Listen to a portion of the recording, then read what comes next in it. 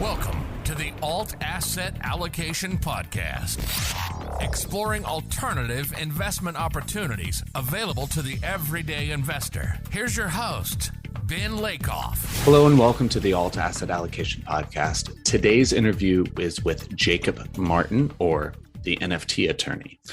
In 2019 or 2020, buying NFTs were easy. If you bought a Bored Ape Yacht Club, BAYC, that was maybe $200, and you ended up with around $500,000. That's insane. Investing in the NFT space these days, or flipping NFTs, is no longer as easy. In a bull market, everybody looks like a genius.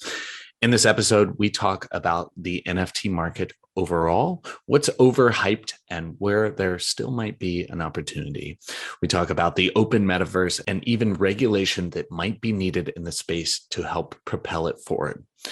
Reminder that I'm doing these podcasts live on Twitter Spaces. I do them from my personal account as well as the podcast account. I hope you can join and ask questions directly from the guest. It's actually really fun. I'm cutting out the Q&A section, but there's a lot of alpha to be had in these Q&As, that's for sure. Before you listen, please don't forget to like or subscribe to the podcast, or even better, leave a review. If you're watching this on YouTube, please subscribe to the channel and or give the video a thumbs up. This really, really helps people find the podcast and keeps this thing going, and I really appreciate it. Enjoy the episode with Jacob Martin. Jacob, welcome to the show. Excited to have you on this morning.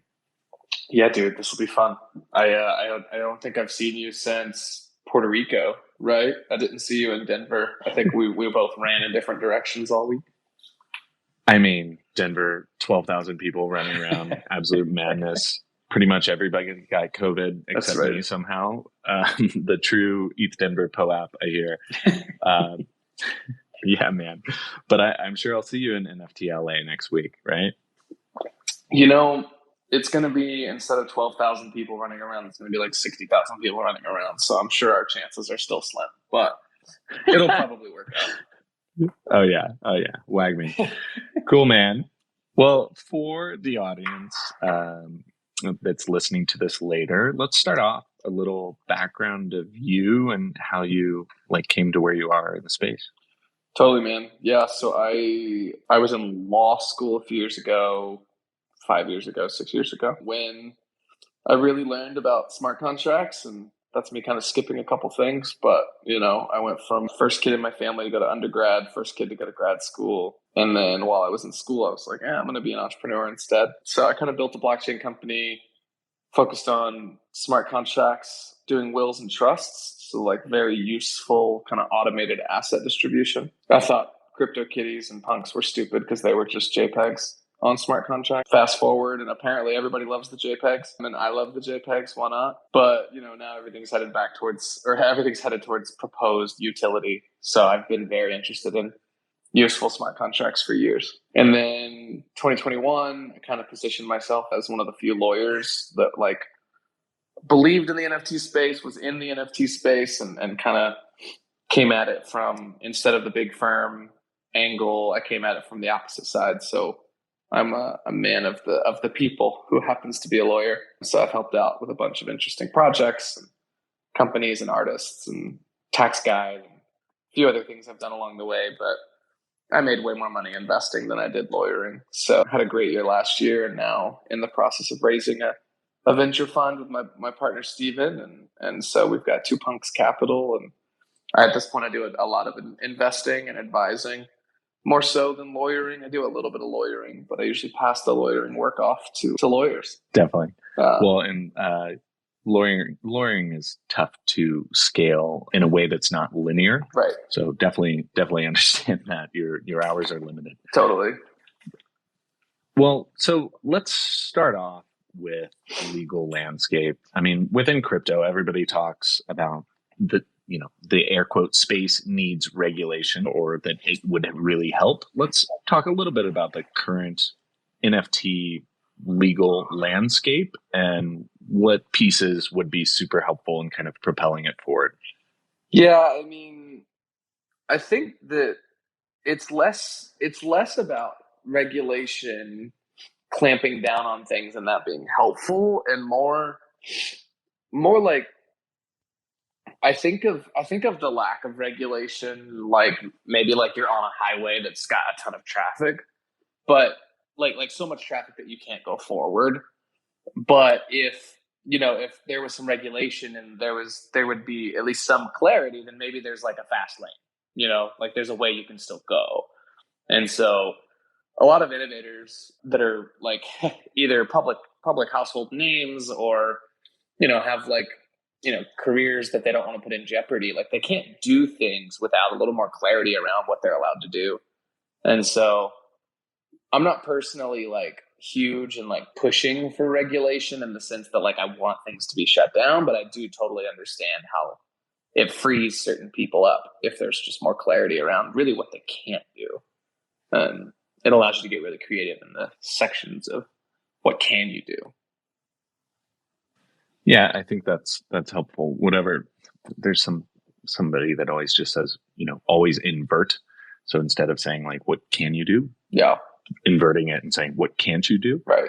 Is there an area like a low hanging fruit for crypto entrepreneurs in kind of like navigating these landmines that would be helpful for them, like a helpful mental model here? I think if you're going to a law firm at this point, or you're going to multiple and you're trying to do something, I would say if you think you're doing something that is sort of like company XYZ, like Uniswap or CyberKongs or whatever it is you're trying to say, well, it's sort of like so-and-so.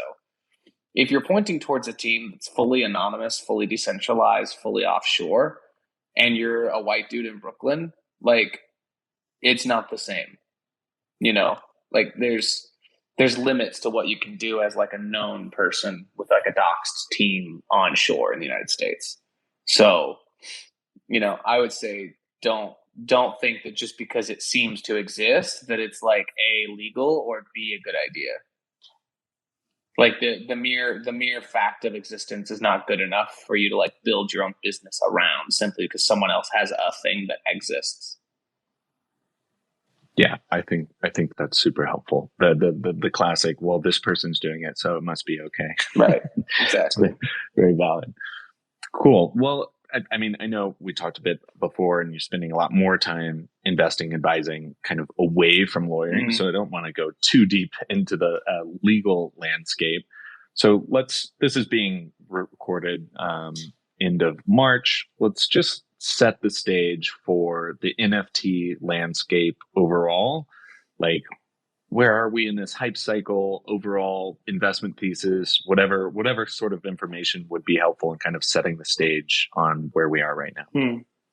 Yeah. So I would say that we're in an interesting spot where a stat that I heard last week really kind of blew my mind was, we've reached the era where a rare NFT likely shouldn't be placed above the price of a Bored Ape, because a Bored Ape has proven utility that basically the floor of apes is more valuable than the rarest like kind of profile picture NFT from any other project, which is like a fascinating thought process. I'm not sure if it's how much I get behind that, but I think we're kind of in this state of the market where like Yuga owns the world and Bored Apes are the crown jewel of the average consumer's understanding of NFTs, and that is a really, really interesting thing, because it didn't even take them a year to build a company that's now raised at a seemingly at like a $4 billion valuation, and has a market cap that's absolutely insane, and there's no way this was thought to be possible a year ago. And then they went and bought punks and meebits, and they're likely buying cool cats and World of Women and whatever else it looks like. But conceptually, I think and hope that this is kind of the kickstart to, although Yuga will kind of own the underpinning of it, I think, hopefully they're the ones that are going to be in charge of basically building out whatever the Open Metaverse is, or helping really put frameworks around what it can mean to have a looser censored metaverse experience than whatever it is that Facebook would likely put up. So, I think that's, I don't know what you're saying, but I think that's a really interesting kind of spot where like play to earn gaming is kind of in its infancy still, and after the boom last year has kind of fallen off really hard. Bryce, who's one of the bigger ton of streamers and voices in play to earn gaming posted last week a video called "Play to Earn Gaming is Dead," which very clickbaity of you, Bryce, but it doesn't make him wrong. And yeah, those are like two of the kind of sectors where I see pretty interesting market sentiment. And then a lot of the pitch decks I'm seeing every day right now are like people still trying to like iterate on and understand, like, are they going to go towards like social tokens? Do they want to, DAOs? Everything is a DAO now, even though most of the people I talk to don't have a lawyer that knows what a DAO is. And also they don't really know what a DAO is themselves. They just want to call it DAO. So I think the market's in kind of an interesting, like, not necessarily like overall bearish position, but in a position where like I think a lot of people are messing with stuff they don't understand right now in a way that I think a year ago most people who were out front innovating were like innovating from a place of like depth of knowledge. Right now I think we're seeing a lot of people just kind of migrating either kind of from Web 2 to Web 3 or from doing something within Web 3 to doing something else that they think is more lucrative and not necessarily having any of the like grounding or backing necessary to do that well.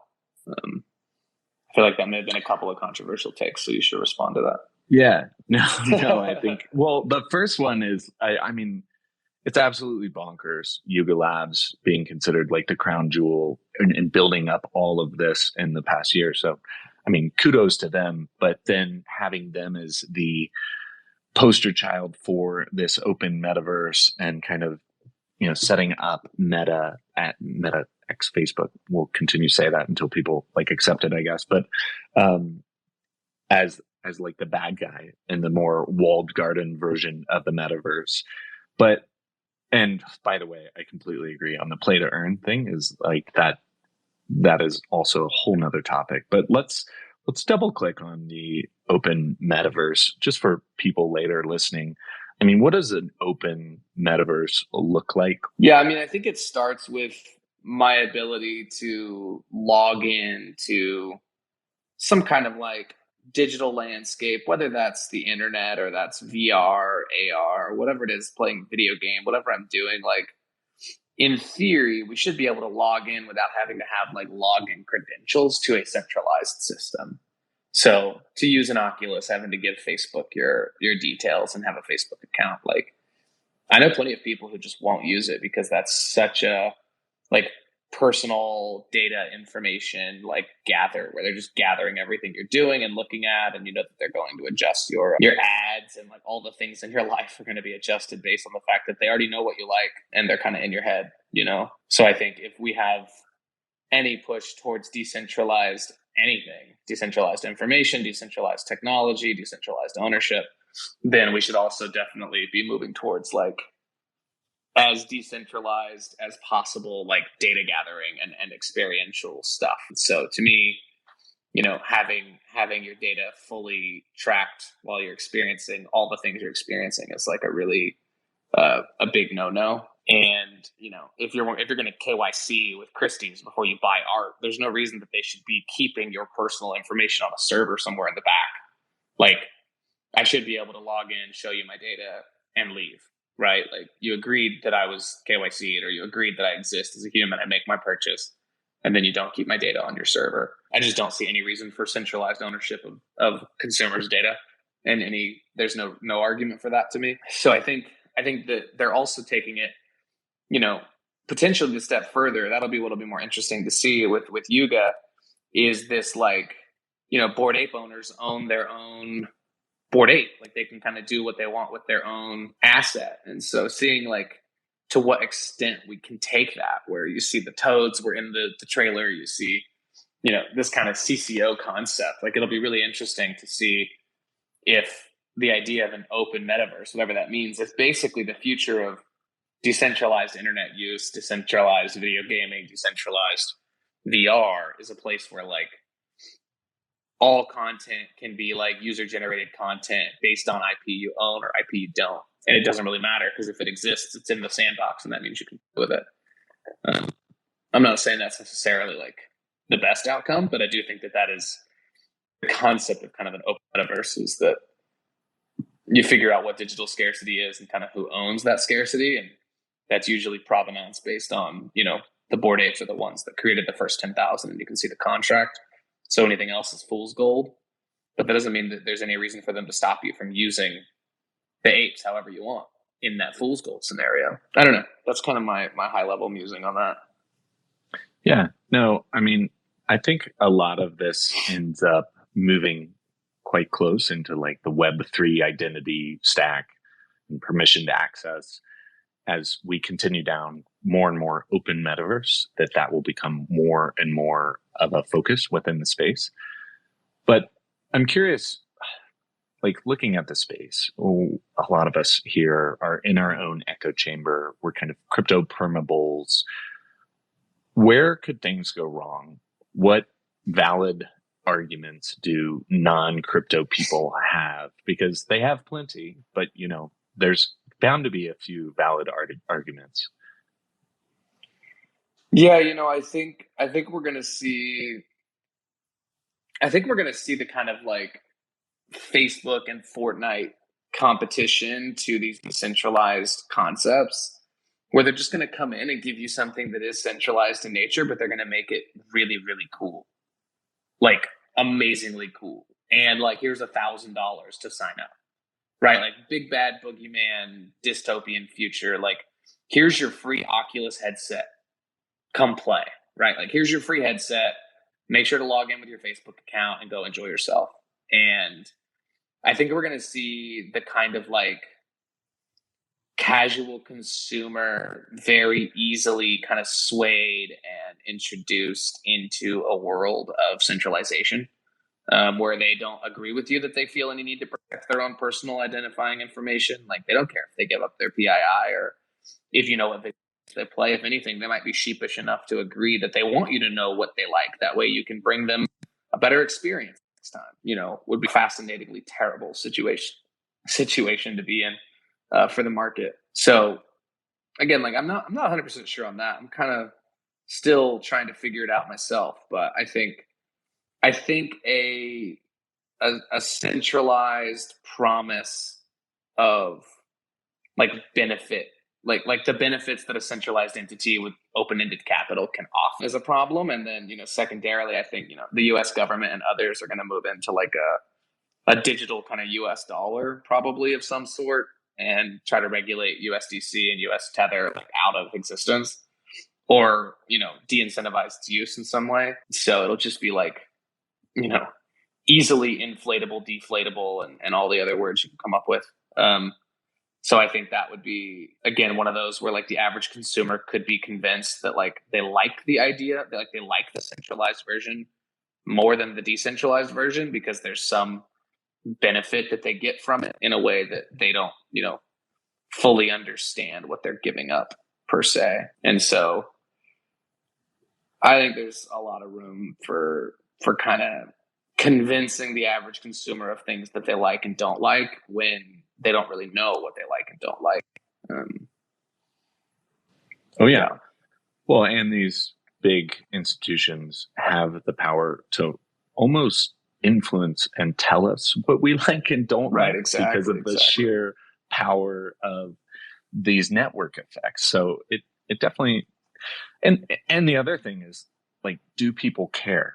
So it's like for most of us in the West, like decentralization is just, it means crappy user experience versus like the ability to truly own and uncensorable content and all of these things so that it actually adds value. It just means that it's harder and more expensive for the average user in many cases, which is totally the case. I'm curious, something that kind of shook me a bit. I mean, have you seen the line go up or number go up video on NFTs?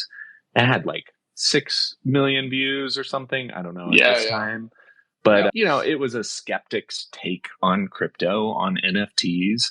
And I think he has some valid concerns there.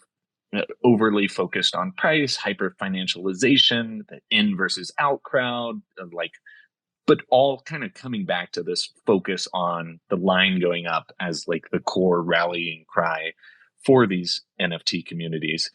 Do you have any thoughts or responses on that video in general? You know, I think one of the one of the most interesting kind of concepts is like, if you were there or if you kind of knew the right people, then you made a ton of money or you made the most money.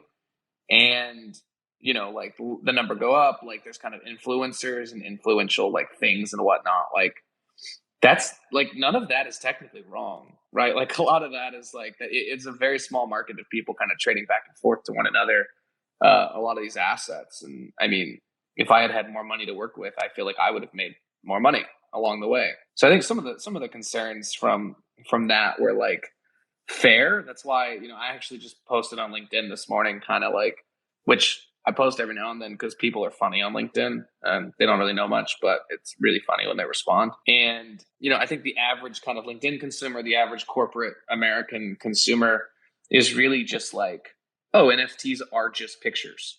Like they really are just pictures. And some of the pictures make me money and some of them don't.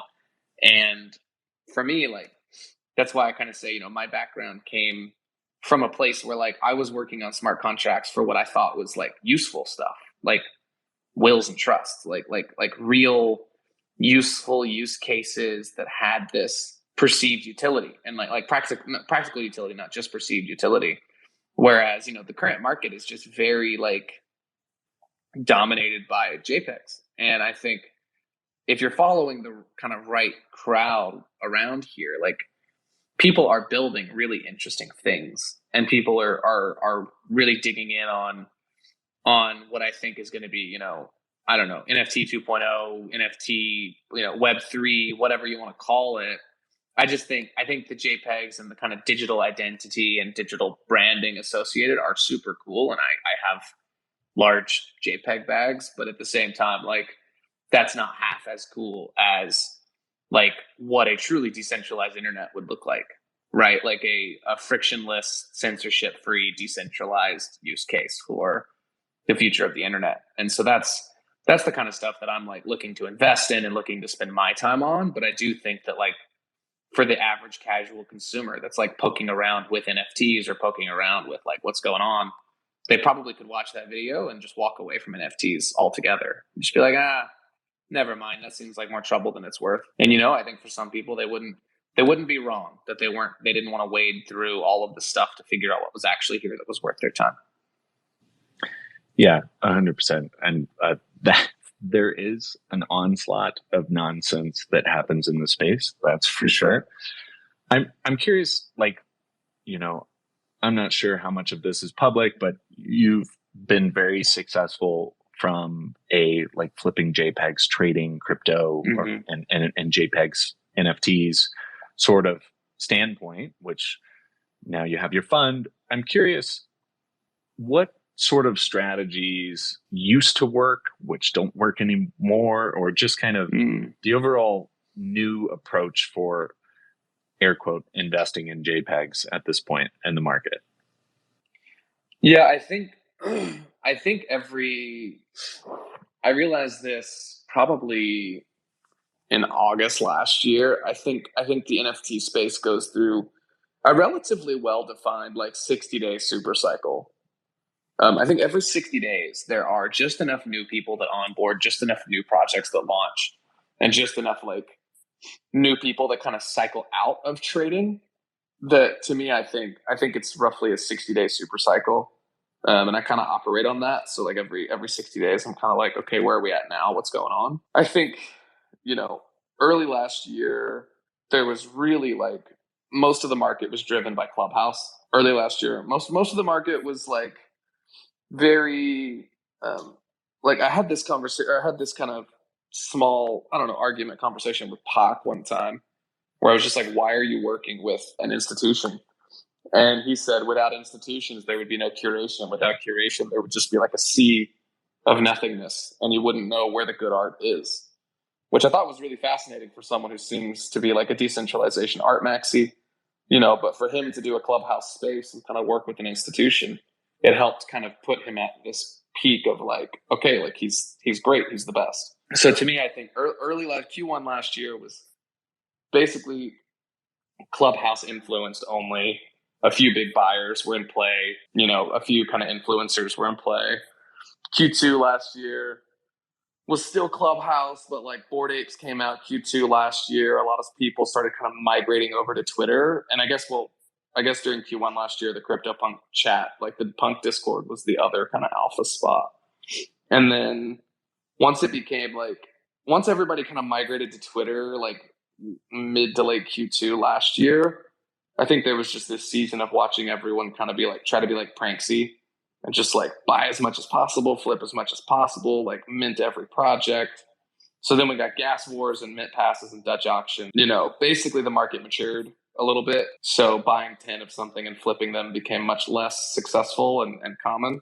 For me, I got into kind of photography really early. I ended up with a couple of Justin Aversano's Twin Flames, and I ended up kind of flipping those really hard. Although I wish I would have been able to keep them. But for me to play the game last year, I started with about $4,000, and I've turned $4,000 into quite a lot at this point. So it required a lot of kind of sacrifice along the way of taking profits on things and reinvesting and looking for multiples. I think at this point in the market, there's like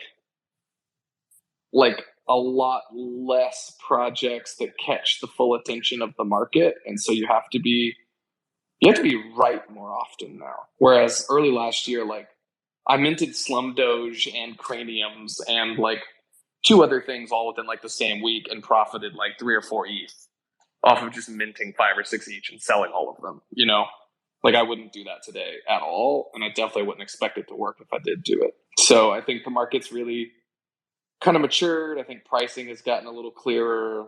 There's less like rugs on a daily basis than there were at one point. And yeah, I don't do much flipping anymore. Like I buy things I like that are like low-ish priced, and I hope they go up 10x, but I don't really like jump into like volume-based like pumps to flip assets. That's just not how I spend my time. So I don't know. That's kind of like a long, not incredibly clear answer, but that's my thought process. That actually was super helpful, and it's absolutely crazy with the Clubhouse influence for sure. And I mean, my initial thought is like number go up, everybody's a bull market genius. It's super easy. And now it's the market is I'm putting air quotes again, like with maturing, because I still think it's a long way off before it's an efficient market for sure. But I'd be curious, like, I get asked this all the time for not like a crypto curious type person who's wanting to get some NFT exposure or get into NFT trading. Where do you point people like this? Or you just say, stay away or invest in your fund, I guess, at this point? It depends on their bankroll. The fund, like we're only buying some NFTs. It's not like a major portion of what we're doing over there. So it's not that's not my number one recommendation. But yeah, I think people who want to get in, like, I really probably spend a good chunk of time with them asking why, like, why do you want to get in? What kind of exposure and like upside are you really like wanting and hoping for?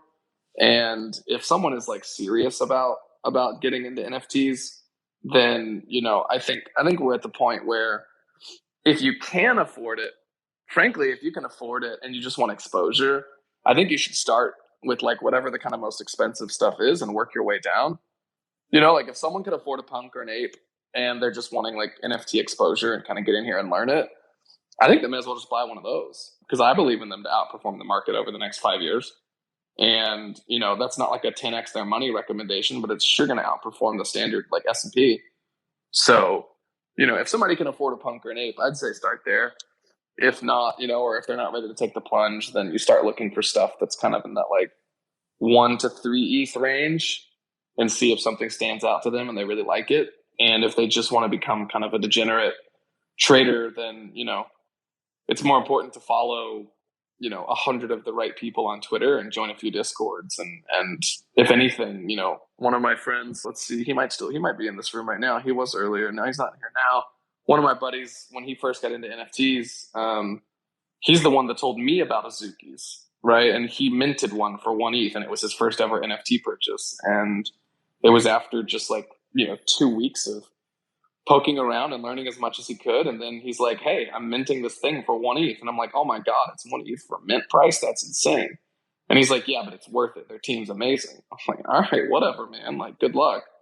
And what do you know? Like, he made, 40, 50 grand on it. And that's like, huge for any consumer, not just your average consumer or your new consumer. That's a huge amount of money. So seeing stuff like that has been really, it's hard to give someone the perfect advice coming into the market. Because also, like, taking that the Azuki guy in mind, like, I told him to sell the Azuki at 3 ETH pre-reveal. Because I'm like, dude, it's your first NFT.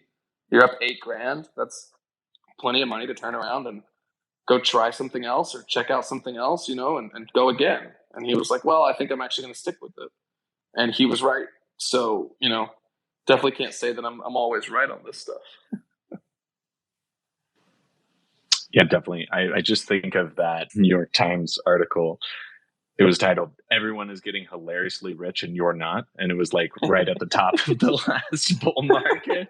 And I just like, cause it's just that. And there's a meme on Twitter that's like, the NFT that you didn't buy going up and to the right and everything you bought going down. And it's like, you hear so many of these stories that it's very important to ask why. I appreciate that, because if they want to 100,000x their money, then like it's a very different strategy from, hey, I just want good exposure to NFTs as an asset class, as a diversifying asset in my portfolio. Mm-hmm. There's people that think that way. I'm curious. So talking about that 60-day cycle, primarily funneled by or fueled by new people entering the space.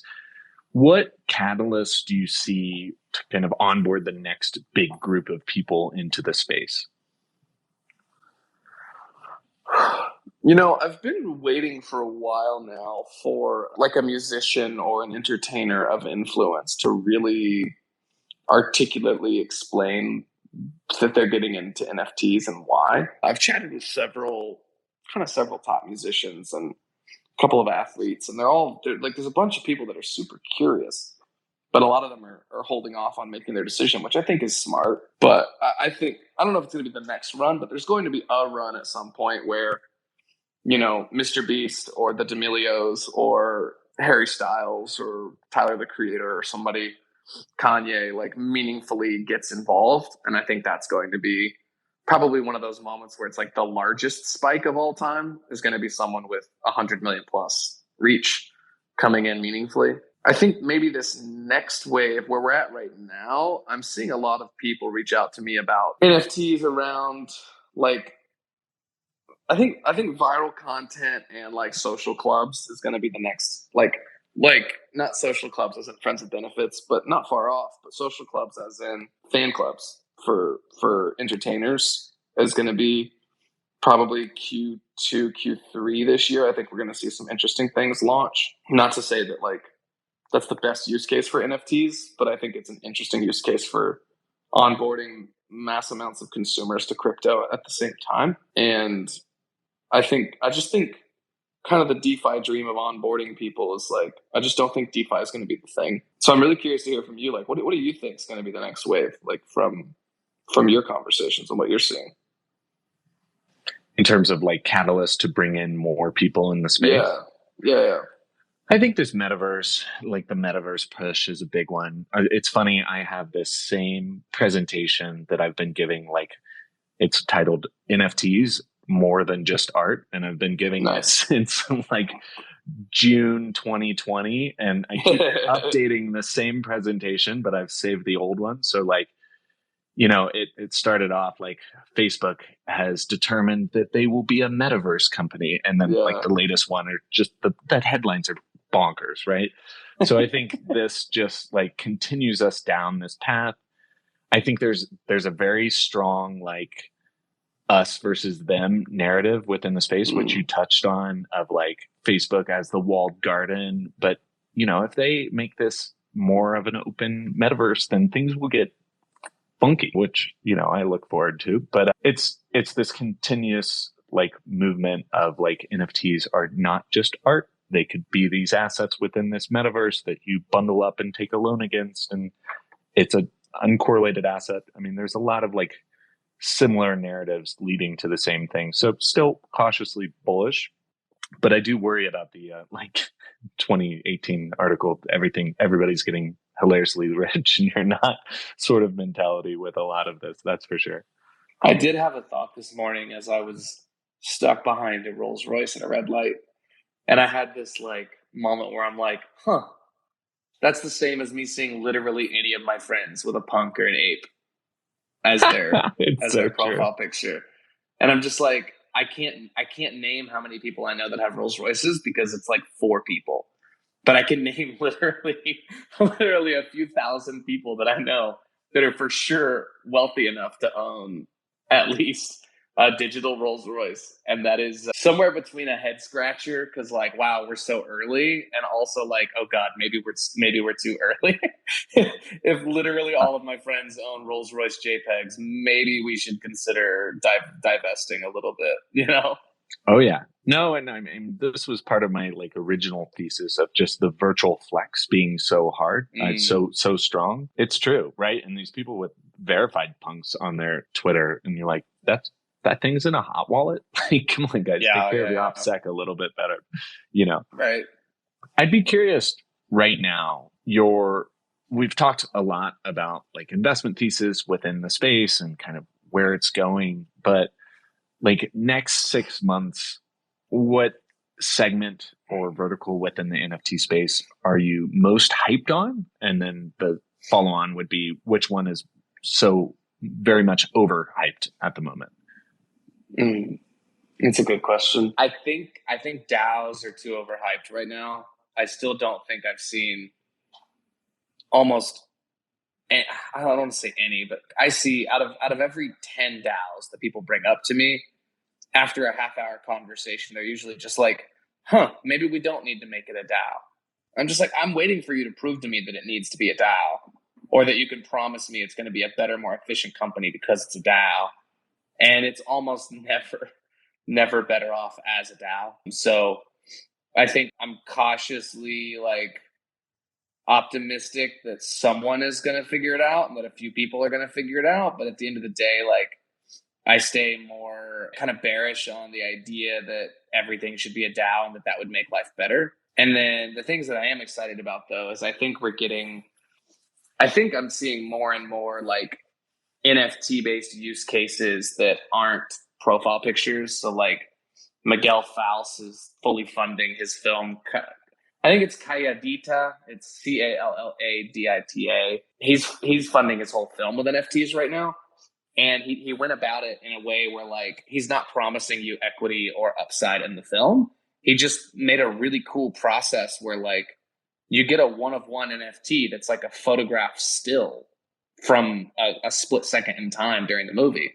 I think that's a really cool way to chop up a big piece of art into a whole bunch of one-of-ones, and then kind of the top contributors get, you know, opportunities to come help work on the film or like be involved in cast parties or whatever. Like, to me, that kind of use case is really interesting for NFTs, where it's just like more involvement between creators and collectors. And so I'm bullish on innovation right now. I don't think making something a DAO is per se an innovative thing to do, but I think we're going to see some really, really innovative things in the next few months. Cool.